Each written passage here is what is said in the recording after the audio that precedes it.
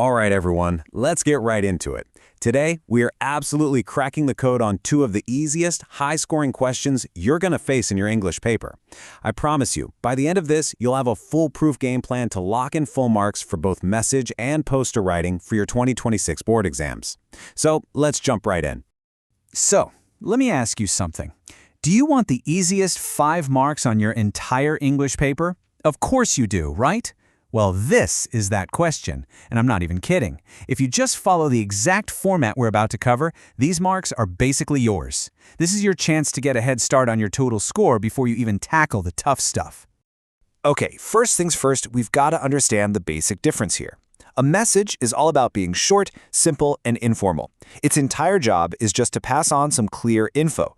But a poster, that's a whole different beast. It's got to be attractive, catchy, and informative. Its only goal is to grab someone's attention.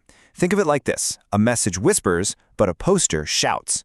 Getting this difference is step 1 to scoring full marks. So let's start with the easier one of the two, mastering message writing. I call this a simple path to a perfect score because honestly, there are no hidden traps here. It's all about following one very clear, very simple format. So, what exactly is a message? Well, it's just about getting short, clear, and usually pretty urgent info to someone.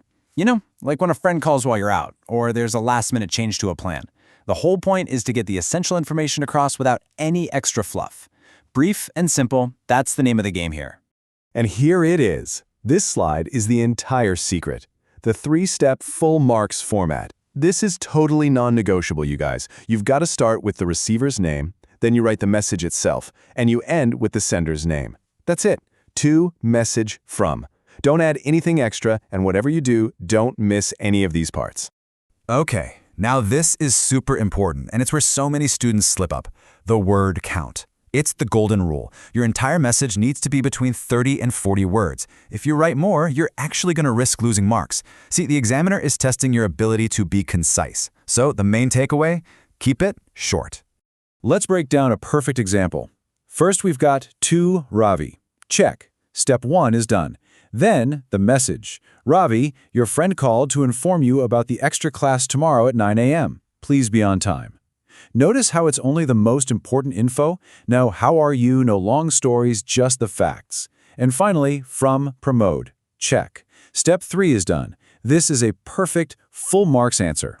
All right, so let's do a quick recap on message writing. The do's. Keep it short, stick to only the vital information, and use simple language. And the don'ts? Absolutely no long paragraphs. Never, ever forget the to and from names. That's an instant mark loss. And please, make sure your message is crystal clear. These are the silly mistakes that can cost you easy marks. Okay, we've got the simple and direct message down. Now it's time to switch gears and get a little more creative. Let's talk about perfecting poster writing, where your job is to grab attention, and by doing that, you're going to score big marks. Remember how a message was quiet? Well, a poster is the total opposite. It needs to be seen from across a hall. It's all about getting people interested in something like a school fair or a campaign to save water. And to do that, you use catchy slogans, key details, and you make it look good. Your goal here is to make something that people just can't ignore. To make an amazing poster, you just need to follow this 4-part structure. Number 1, a big catchy title. 2, a slogan. And trust me, this is the game changer. 3, the key details, the what, when, and where. And finally, number 4, the issuing authority. That just means who made the poster, the school, the science club, you've got to include it. Okay, everybody lean in for this one, because this is the biggest secret to poster writing. A great slogan is how you get those extra marks. It's what takes your poster from good to perfect. The examiner is literally looking for a powerful, memorable slogan. Don't ever forget this because this is your chance to be creative and really shine. So, what are the rules for a winning poster?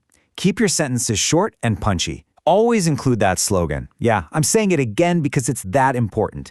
And make it visually attractive. Now listen, you don't have to be an artist. Seriously, just use big, bold, capital letters, maybe put a box around the slogan. A clean, organized poster is way better than a messy drawing. The biggest mistakes? Too much text. Nobody reads that. And, you guessed it, forgetting the slogan. Okay, you've got the rules, but how are you going to remember all of this in a high-pressure exam? Well, I've got you covered. I'm about to give you the secret codes, the memory hacks that are going to stick in your brain and make sure you don't forget these formats. For message writing, it's as simple as this. RMS. That's it. Receiver, message, sender. Seriously, when you get your exam paper, just scribble RMS in the margin next to the question. It's your personal checklist. You literally can't go wrong.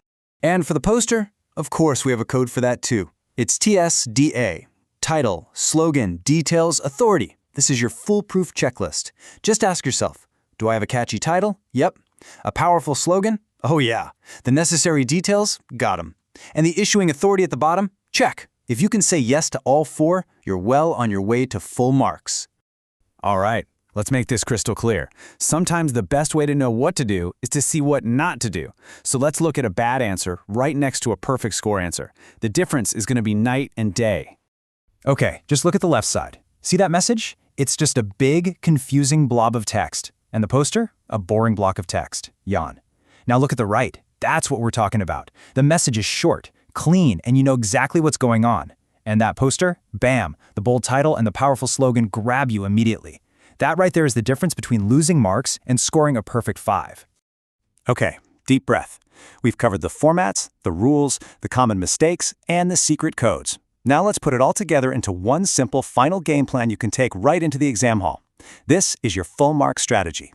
Here is your 4-step winning plan. Step 1. The second you read the question, identify if it's a message or a poster. Don't mix them up. Step 2. Pull out your secret code, RMS for a message or TSDA for a poster. Follow it strictly. Step 3. Keep your work clean and neat. Presentation matters more than you think. And finally, step 4, remember to save your creativity for the poster. The message needs to stay simple and direct. So that's it. I want you to walk away from this knowing one crucial thing. This question is basically a gift. It's not designed to trick you. It's one of the easiest places on the entire paper to score a perfect 5 out of 5.